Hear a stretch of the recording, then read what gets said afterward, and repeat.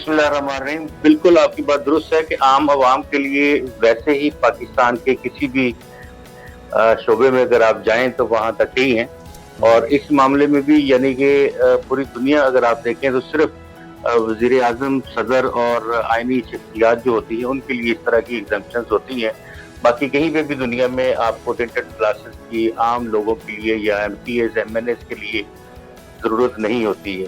ख़ास तौर पे पाकिस्तान समेत जो इस खित्ते के दीगर ममालिक हैं वहाँ पे भी देखें। यहाँ पाकिस्तान में एक नई तरामीम जो है वो 2 से 3 तरामीम मुतारफ़ कराई गई हैं सेनेट कमेटी कैबिनेट कमेटी पर दाखिला की जानिब से और इसमें जो डिप्लोमेट्स का ज़िक्र किया गया है पहले गैर मुल्की थे तो उसको सफारतकार से तब्दील कर दिया गया है।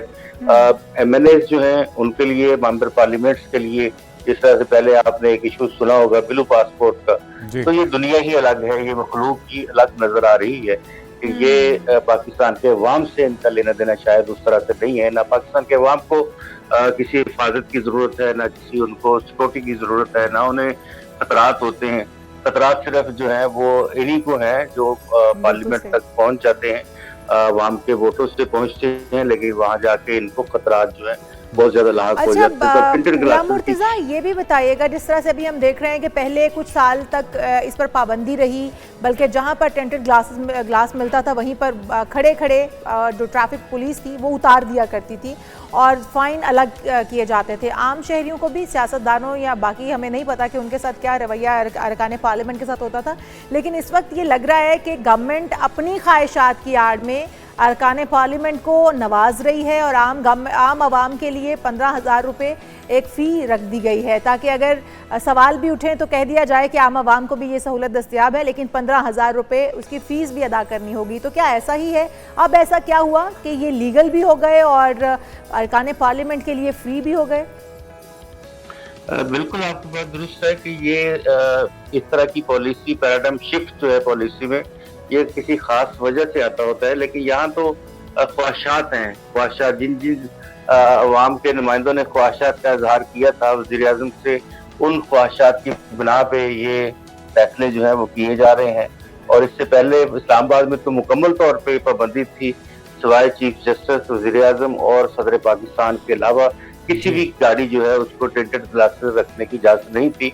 हमने खुद देखा है कि पार्लियामेंटेरियन अरकान पार्लियामेंट, सेनेट अरकान और तमाम लोगों की गाड़ियों से, बड़े बड़े जो बिल्डर्स हैं उनकी गाड़ियों से और काला कल्चर खत्म करने के हवाले से बड़ी अहम डेवलपमेंट्स जो है वो हुई थी और पिछले 3-4 साल तो बड़ा अच्छा इस हवाले से रहा है। लेकिन अभी ये पॉलिसी डिसीजन लिया गया है कि जो अवाम है, अवाम को तो नहीं, फिर भी नहीं मिलेंगे टिंटेड ग्लासेस क्योंकि उनके लिए ये दो चीज़ें गुलाम मुर्तज़ा मैं आपसे जानना चाहूँगा। एक तो ये कि इसका प्रोसेस का तरीक़ाकार क्या होगा? क्या ये एक्साइज डिपार्टमेंट इशू करेगा?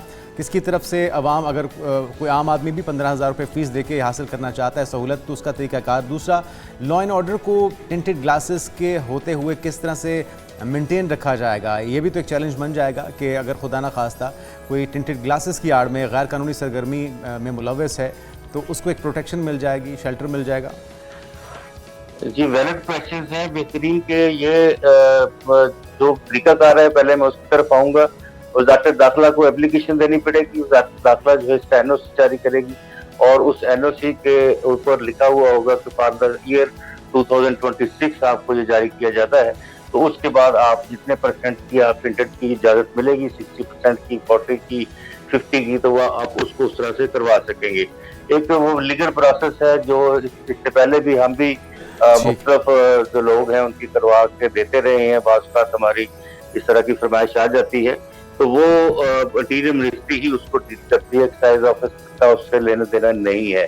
तो दूसरी बात तो है कि जो वीआईपी के हवाले से तो अब फिर दोबारा वही सिलसिला होगा। कोई गाड़ियां जो है गरीब आम आवाम की गाड़ियों सिक्योरिटी वाला भी मामला बताएगा जो है। जी, दूसरा जो अमन अमान के हवाले से है, ये बहुत अहम मामला है। अमन अमान में इसी तरह से कि कोई भी शख्स जो है वो इस तरह की कार्रवाई करने के बाद तो वो भाग भी सकता है, वो उसका पीछा किया जाए या वहाँ पता चले। बहुत सारी चीजें इस तरह के वाकयात हुए हैं, अगर आप उनको एग्जाम्पलरी देखें तो उनमें लोग बैठे हुए होते थे तो हमें पता चल जाता था, आवाम को भी, मीडिया को भी, कौन बैठा हुआ है, किसका बेटा है, किसकी गाड़ी है। अब गाड़ियों को बहुत सारी तो फेक नंबर भी लगे हुए होते हैं, तो जिनको बचाना होगा उनके बड़े आराम से उनको बचाया जा सकेगा। तो ये कोई आम जो फलाई रियासत हो या एक ऐसी रियासत जिसमें अवाम का ख्याल रखा जाता हो, वहाँ इस तरह के कवानीन की गुंजाइश नहीं होनी चाहिए, क्योंकि जो कानून आम आवाम के लिए सूटेबल नहीं है या वो मुआशरे के लिए सूटेबल नहीं है, तो वो फौज के लिए कैसे सूटेबल हो सकता है। लेकिन तो यहाँ तो अभी इस मुसवदे को मंजूरी मिलना बाकी है या फिर ये फिलफौर इम्प्लीमेंट हो जाएगा और अब देखेंगे कि सड़कों पर अब टेंटेड शीशों में गाड़ियां जो है वो घूमती फिरती हुई हमें नजर आएंगी? इसका प्रोसेस कब तक शुरू हो जाएगा? जी, अभी पॉलिसी लेवल है जी, और इसकी मंजूरी दे दी है कायमा कमेटी दाखिला ने। अभी फिर ये जाएगा कैबिनेट को, वहां से अप्रूवल हो जाएगा, तो उसके बाद ये इम्प्लीमेंटेशन के मराहल में भी आ जाएगा। क्योंकि जब कोई भी कायमा कमेटी जो चीज भी मंजूर करती है तो वो क्योंकि पार्लियामेंट का ही हिस्सा होती है और किसी भी स्पेसिफिक कानून के हवाले से, किसी भी बड़े मामले के हवाले से जो मुतल्लिका वजारत की कमेटी है वो ही इसका डिसीजन ले रही होती है। तो डिसीजन प्रिंसिपली ये हो चुका है, लेकिन इसकी इम्प्लीमेंटेशन के लिए वो होना बाकी है, फॉर्मेलिटीज बस पूरी की जाएंगी। वैसे तो इस पर अमल दरामद के लिए बिल्कुल तैयार है ये मुसवदा। बहुत शुक्रिया, हमारे साथ गुलाम मुर्तज़ा ब्यूरो चीफ इस्लामाबाद मौजूद थे।